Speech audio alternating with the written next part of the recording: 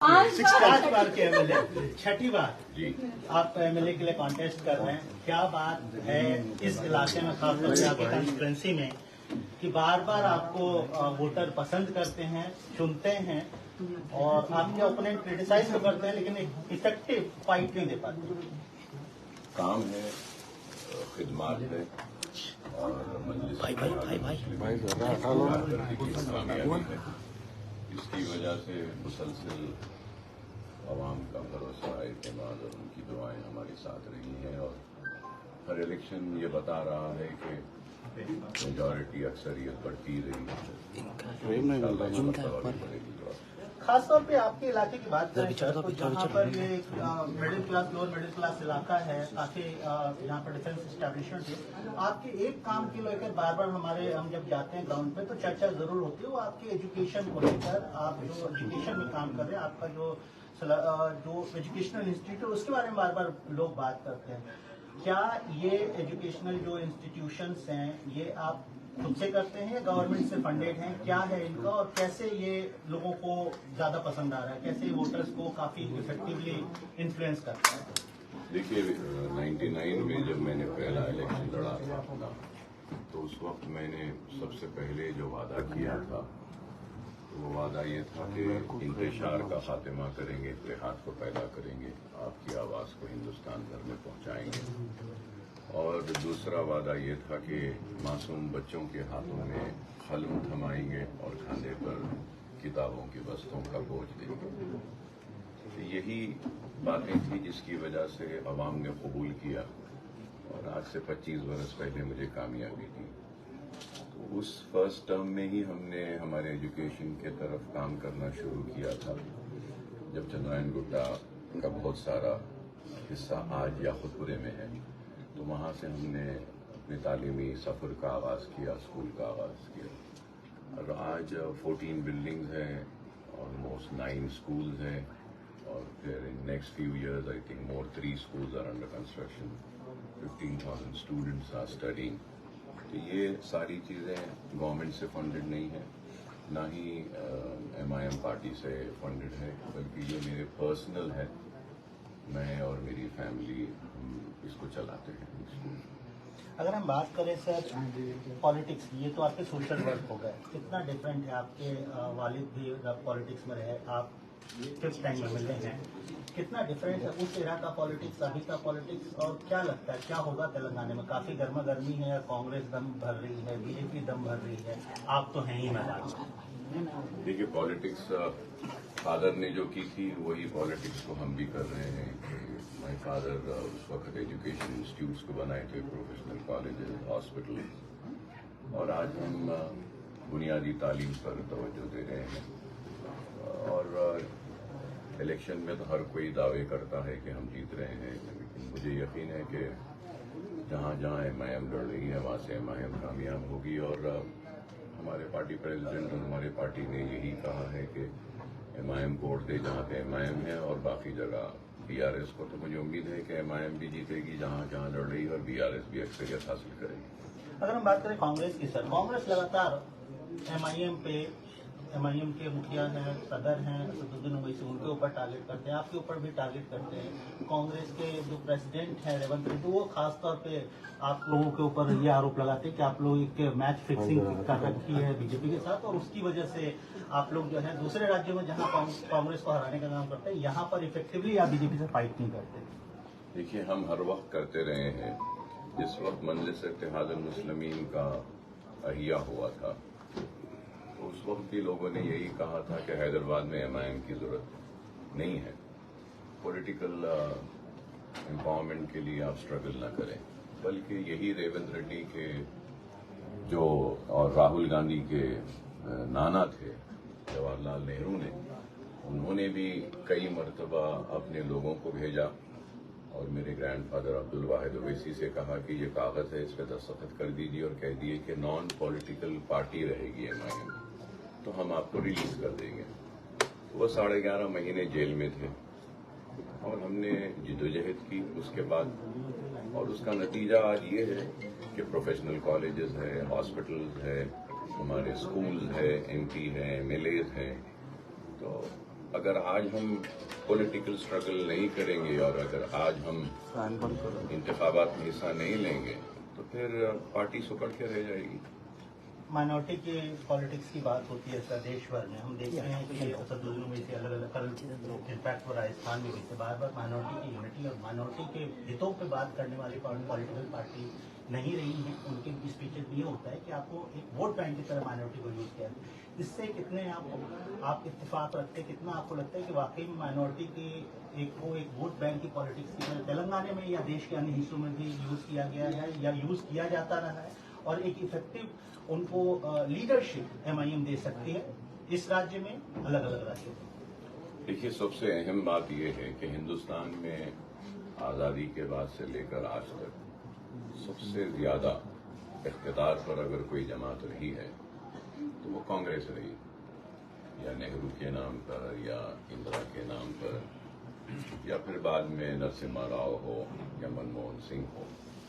लेकिन इनकी आदत रही है कि अगर आज मुसलमानों की जो हालात है इससे कोई इनकार नहीं कर सकता, और हर वक्त जब भी कांग्रेस कमजोर होती है तो इसकी तारीफ रही है कि वो फिसादात करवाई।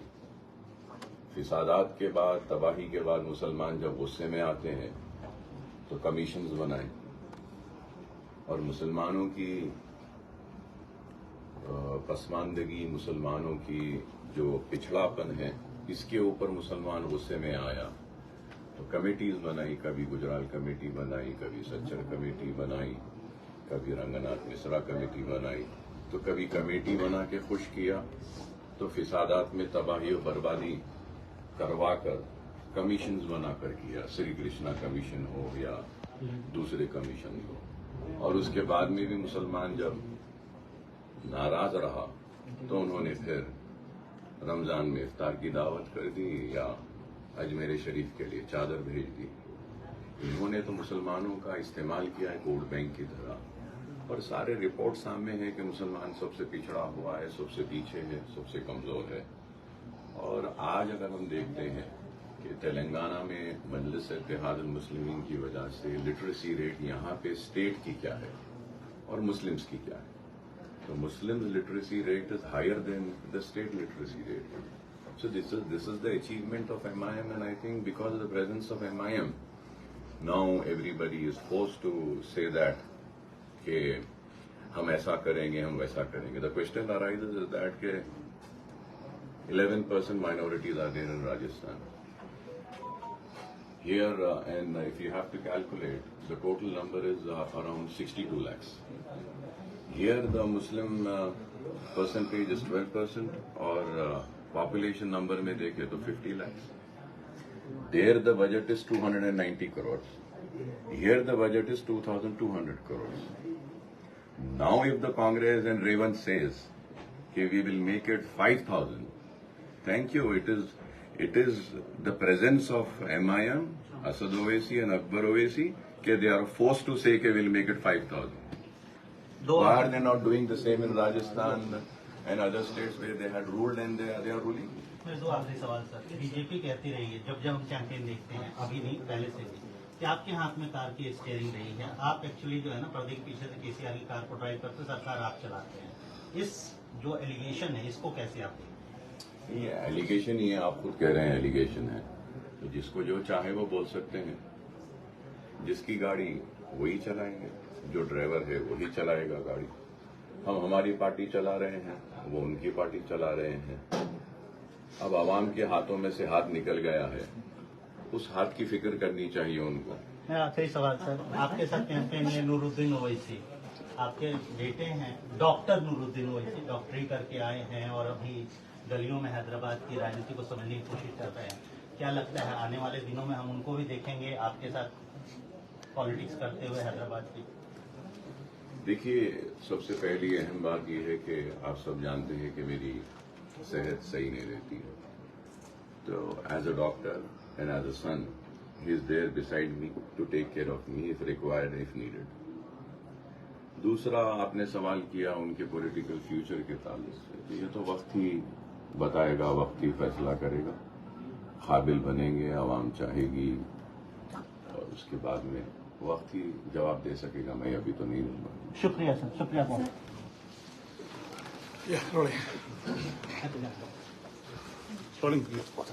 हैदराबाद के चंद्रायन गुट्टा से 5 बार विधायक रहे और 6ठी बार मैदान में उतरे अकबरुद्दीन ओवैसी हमारे साथ इस वक्त जुड़ रहे हैं। तो thank you so much for joining with us. सबसे पहले ये कि क्या कारण है कि यहाँ पर लोग जो आपको इतना पसंद करते हैं और दोबारा जो है आपको लगता है कि यहाँ से आपकी जीत होगी? दोबारा नहीं, 6वीं मरतबा। जी।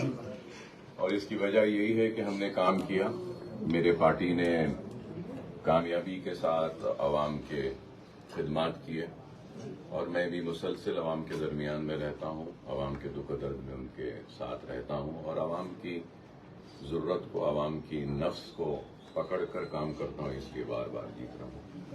सर, ओल्ड हैदराबाद में और लगातार आपके जितने भी सीट्स है वहाँ पर हम जब पहुंच रहे थे, लोग जो आपके काम की काफी चर्चा कर रहे हैं, चाहे वो कोविड के वक्त के काम हो या फिर एजुकेशन को लेकर हो, मेडिकल सुविधाएं हो, किस तरह से सब कर पाते हैं और कौन मतलब क्या ये सरकार के साथ मिलकर है या आप खुद से कर रहे हैं सर? नहीं, ये सरकार के साथ नहीं है, ना ही जो है सो इसमें MIM का कोई है, ये मेरा जाती है और पर्सनल है। कोविड में भी हमने करीब 12 करोड़ के सरफे से पूरे शहर हैदराबाद में अनाज तकसीम किया था और गैस सिलेंडर्स हमने दिए थे और मेडिकल कैंप्स के जरिए भी हमने लोगों की मदद की थी, फ्री दवाइयाँ दी थी करीब 1 करोड़ की। 33 कैंप्स करवाए थे हमने। फिर उसके बाद में फ्लड आया तो फ्लड में भी हमने आवाम के दरमियान में रहकर काम किया। जो सारे लोगों के घर मुतासर हुए थे उनकी हमने हमारी टीम के जरिए उनके रेफ्रिजरेटर्स को रिपेयर करवाया, गाड़ियों को रिपेयर करवाया, ऊबर ओला के जो उनकी जो गाड़ियां थी वो खराब हो गई थी उसको हमने किया। कोविड के टाइम पर हमने हुफाज की मदद की, स्कूल्स बंद थे, टीचर्स को भी हमने उनकी भी मदद की और वीडियोग्राफर शादी खाने भी बंद थे तो उनकी भी हमने मदद की। तो हमने बहुत काम किया है और काम कर रहे हैं और ये एजुकेशन की तरफ हमारा जो काम है इसमें 15,000 चिल्ड्रन अभी पढ़ रहे हैं। तो ये भी मेरा पर्सनल है, मेरा पर्सनल ट्रस्ट है, उसके जरिए अपनी जेब से चला रहा हूँ और मैं समझता हूँ कि तालीम ही एक ऐसी चीज़ है जिसके जरिए एक इंसान की सोच को बदला जा सकता है, उसकी फिक्र को बदला जा सकता है और उसकी जिंदगी की नाकामियों को कामयाबी में बदला जा सकता है और अंधेरों को हटाकर नए उजालों को लाया जा सकता है। सर, आपका काम बेशक जो है लोग काफी पसंद करते हैं, लेकिन दूसरी ओर आपके बयानों को लेकर जो राजनीति भी खूब होती है, उसको लेकर आप क्या कहेंगे? देखिए, हम हक बयान करते हैं और इज़ारे हक से हम कभी मुंह नहीं मोड़ते। सर, तो लोगों को हमारा हक बयानी शायद पसंद ना आए तो वो उनका प्रॉब्लम है, हम तो जो सही है जो हक है वो बयान करते हैं। सर, इस बार तेलंगाना में माइनॉरिटी वोट बैंक को लेकर मानो एक होड़ सी मची। कांग्रेस लगातार कह रही है कि माइनॉरिटी हमारे साथ है, ओवैसी ब्रदर्स ने सिर्फ इनका इस्तेमाल किया है, उन्हें आप क्या कहेंगे? कांग्रेस ने सारे हिंदुस्तान में मुसलमानों का इस्तेमाल किया है, मुसलमानों को धोखा दिया है, मुसलमानों की पसमानदगी पर कभी काम नहीं किया है और मुसलमानों को फिसादात 55,000 फिसादात के जरिए तबाह और बर्बाद किया है और फिसादात के गुस्से को थमाने के लिए इंक्वायरी कमीशंस बिठाए और उससे भी इंसाफ नहीं किया। चाहे मलियाबाद हो, रोड किला हो, हाशिमपुरा हो, गुजरात हो, अजमेर हो, हिंदुस्तान में 55,000 फिसादात देने वालों का नाम कांग्रेस है और मुसलमानों की पसमानदगी पर गुजराल कमेटी बनाई, कभी सच्चर कमेटी बनाई, कभी रंगनाथ मिश्रा, कभी कुंडू कमेटी, तो फिर भी उसके बाद मुसलमान सबसे पीछे पिछड़ा हुआ है। और अगर आज बीजेपी अगर ताकतवर है तो ये खुद कांग्रेस की सबसे बड़ी कमजोरी की निशानी है कि उनकी नाकामी की वजह से आज बीजेपी ताकतवर बनकर मुसलमानों पर जो भी जुल्म हो रहा है हिंदुस्तान में उसका जिम्मेदार कांग्रेस है। सर, आखिरी 2 सवाल लूंगी। इन दिनों आपके जो बेटे हैं डॉक्टर नूरुद्दीन, वो काफी चर्चे में है, क्या एक्टिव पॉलिटिक्स में जल्दी उन्हें हम देखेंगे? नहीं, ये तो वक्त ही बताएगा, वक्त ही फैसला करेगा। ये मीडिया का क्रिएशन था, अखबारात में लिखा गया। He is a qualified doctor, not only a qualified doctor, but he's completed his MD and now he's pursuing his MRCP Part 2 and FRCA. So he's well focused on his education and building his future career as a doctor, qualified doctor. And about politics, I think time will decide. Sir इस बार जो है B team लगातार आपको कहा जाता है आपकी party को कि बीजेपी की बी टीम है। इस बार रैली में भी जो ये आरोप बार बार लग रहा है कि मोदी और बीजेपी से ज्यादा राहुल गांधी पर इसलिए वार किया जा रहा है कि कहीं ना कहीं जो है बिहाइंड द कर्टेन एक तरह से बीजेपी के साथ है ये पार्टी। इस आरोपों को लेकर आप क्या कहेंगे? देखिए, इस आरोपों के ताल्लुक से मेरे पार्टी प्रेसिडेंट ने बार बार कहा है, मैं फिर से यही कहूंगा कि उनका इख्तियार है, वो जो चाहे बोल सकते हैं, लेकिन हिंदुस्तान के मुसलमानों ने हाथों हाथ हमको लिया, हमारी बात को कबूल किया और हमारा साथ दिया। उसका नतीजा ये है कि रियासत तेलंगाना में आज मजलिस इत्तेहादुल मुस्लिमीन एक ताकत है और हमारी ताकत को देखते हुए वो मजबूर है कि रोजाना बगैर हमारा नाम लिए कि वो अपनी कैंपेन नहीं कर सकते। मामू की सरकार इस बार टीआरएस की सरकार जरूर होगी। तो देखिए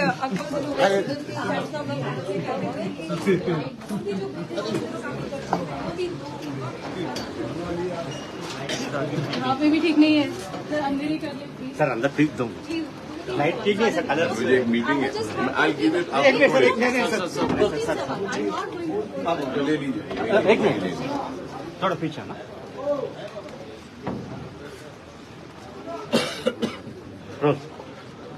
बीआरएस के कार की स्टीयरिंग जो है वो ओवैसी भाइयों के हाथ में है। ये लगातार विपक्ष की तरफ से कई बार कहा गया है, लेकिन ओवैसी भाई हमेशा ये कहे कि हमारे पतन की डोर जो है वो हमारे हाथ में है।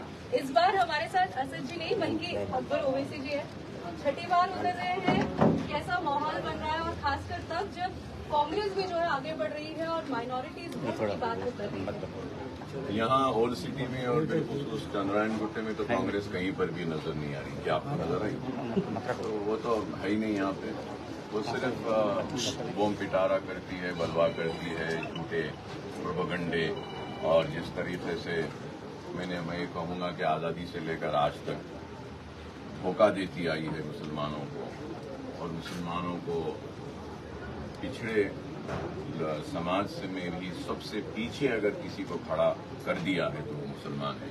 तो इसके जिम्मेदार कांग्रेस है और कांग्रेस का इख्तियार आप जानते हैं कि न सिर्फ आंध्र प्रदेश व तेलंगाना में सबसे ज्यादा इख्तियार कांग्रेस का रहा, हिंदुस्तान में उनका इख्तियार रहा। तो सवाल ये है कि फिर मुसलमान पिछड़ा हुआ क्यों है और आज मुसलमान क्यों याद आ रहे हैं जब आपके हाथ में इख्तियार था। 40 बरस का इख्तियार तो आंध्र प्रदेश में था उनके पास, तो 40 बरस में आपने मुसलमानों की कमजोरी को दूर क्यों नहीं किया, पसमानदगी को दूर क्यों नहीं किया, मुसलमानों की जिंदगी में खुशहाली क्यों नहीं लाई और आज क्यों बातें कर रहे हैं? माइनॉरिटी डिक्लेरेशन दी गई है बाकायदा, जिसमें बात की जा रही है कि माइनॉरिटीज के लिए किया जाएगा, वो किया जाएगा। और ये भी आरोप लगा रहे हैं कि ओवैसी भाई जो है बीआरएस के साथ मिले हैं, इसीलिए अपने आप को हैदराबाद के आसपास ही उन्होंने अपने आप को सीमित किया है, उन्हें तेलंगाना में नहीं जा रहे हैं। क्या माइनॉरिटी वोट जो है इस बार काफी ज्यादा इम्पोर्टेंट होने वाला है? 40 जगहों पर जो है उनकी कहीं ना कहीं। देखिए, मजलिस इत्तेहादुल मुस्लिमीन और ओवैसी ब्रदर्स का डर है, ओवैसी ब्रदर्स और मजलिस इत्तेहादुल मुस्लिमीन का खौफ है कि हमारा प्रेजेंस है, इसलिए वो मजबूर है कि माइनॉरिटी डिक्लेरेशन करने के लिए। तो भाई आपने क्या राजस्थान में माइनॉरिटी डिक्लेरेशन किया? कितने मुसलमानों को राजस्थान से आपने टिकट दिया? यहाँ पर मुसलमानों की आबादी 50 लाख है और 2200 करोड़ का बजट मजलिस इत्तेहादुल मुस्लिमीन ने पहुंचाने में कामयाबी हासिल की। तो फिर ये कांग्रेस के माइनॉरिटी डिक्लेरेशन जो कल करे हैं उनसे पूछना चाहता हूं कि राजस्थान में 290 करोड़ का बजट माइनॉरिटीज का क्यों है? भाई वहां पे नहीं है इस वजह से कि मजलिस और ओवैसी ब्रदर्स नहीं है, यहाँ पे है इसलिए कि मजलिस और ओवैसी ब्रदर्स है। तो इसलिए हम वहां भी जा रहे हैं और वहां जाने के बाद में मुझे उम्मीद है कि राजस्थान में भी 5000 करोड़ का बजट हो जाएगा। बी टीम के आरोप जो है आप पर लगता रहा है और खासकर बीजेपी हो या कांग्रेस दोनों ही कहते हैं कि स्टीयरिंग जो है कार की स्टीयरिंग बीआरएस की वो आप लोगों के हाथ में है, कैसे कहेंगे आप? देखिए, हमारा निशान पतंग है और पतंग की डोर हैदराबाद और तेलंगाना के मुसलमानों के हाथ में। हमारी पतंग को ये मुसलमान खिला रहे हैं और हमारी पार्टी का काम हम करते हैं। अगर कोई समझ रहा है कि इनकी स्टीयरिंग, उनका हाथ उनकी साइकिल हमारे पास है, तो ये गलत है। और खैर उनकी सोच है, मैं उनके लिए दुआई करूंगा कि अल्लाह उनकी सोच को सही करे। आपने एक वक्त में कहा था कि करीब 50 जगहों से जो है हम चुनाव लड़ेंगे, लेकिन अपने आप को क्यों आपने 9 सीटों पर सीमित किया है? क्यों अपने आप को तेलंगाना में निजामाबाद में भी इस बार नहीं? हम तेलंगाना में जितने भी सीट्स लड़ना था, हमारे पार्टी प्रेसिडेंट और हमारे दूसरे सीनियर लीडर्स ने बैठकर डिसाइड किया था। और मैं आपको करेक्ट करना चाहता हूं कि मैंने ये नहीं कहा था कि हम 50 लड़ेंगे। मैंने ये कहा था कि अगर हमारे पार्टी प्रेसिडेंट फैसला करते हैं तो मैं जरूर उनसे बोलूंगा कि ज्यादा से ज्यादा सीट हमको लड़ना चाहिए। एक सवाल ये और भी, इलेक्शन लड़ने का फैसला मैं नहीं करता हूं, मेरे प्रेसिडेंट साहब करते हैं। लेकिन आपके बड़े भाई हैं तो इसलिए देखिए, भाई का रिश्ता है जरूर और रहेगा भी, लेकिन वो पार्टी के प्रेसिडेंट है और पार्टी का एक छोटा सा सिपाही मैं हूँ। तो हम सिर्फ हमारे सदर को बोल सकते हैं, फैसला लेना उनका इख्तियार है। एक सवाल ये भी उठता है कि विपक्षी पार्टियों द्वारा आप लोगों के ऊपर हमेशा दोनों भाइयों का आरोप लगता है कि आप भड़काऊ बयान देते हैं, माइनॉरिटी वोट्स लेने की कोशिश करते हैं, और एक ये भी कहते हैं कि अब तो मुद्दा ये हो गया है कि माइनॉरिटी वोट्स को इस्तेमाल किया जा रहा है।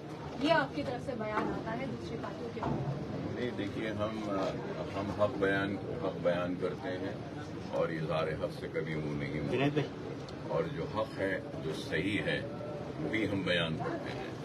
तो हकीकत बाज़ लोगों को कबूल करने में तकलीफ होती है, तो उस तकलीफ का इलाज मेरे पास नहीं है। मैं तो हक बयान ही करता हूँ। एक आखिरी सवाल, मैनिफेस्टो नहीं दिख रहा है आपकी तरफ से, कोई बड़े वायदे नहीं दिख रहे हैं, पद यात्रा कर रहे हैं, 3-3, 4-4 घंटे चल रहे हैं, सोशल मीडिया के इस दौर में आपकी तरफ से इस बार जो है हर बार एक नारा रहता है कि ये किया जाए या इस बार का नारा अकबरुद्दीन की तरफ से क्या होगा? हमारा नारा यही है कि हम हर दुख में, हर दर्द में, हर मुसीबत में आवाम के साथ थे, आवाम के साथ हैं और आवाम के साथ में रहेंगे। अकबर साहब, त्योहार जैसी स्थिति दिख रही है। ये तो अकबरुद्दीन ओवैसी जो है बात कर रहे थे कि किस तरीके से माइनॉरिटी वोट्स को लेकर राजनीति की यहाँ पर जमहूरियत के जश्न में ज्यादा से ज्यादा जश्न मना रही है।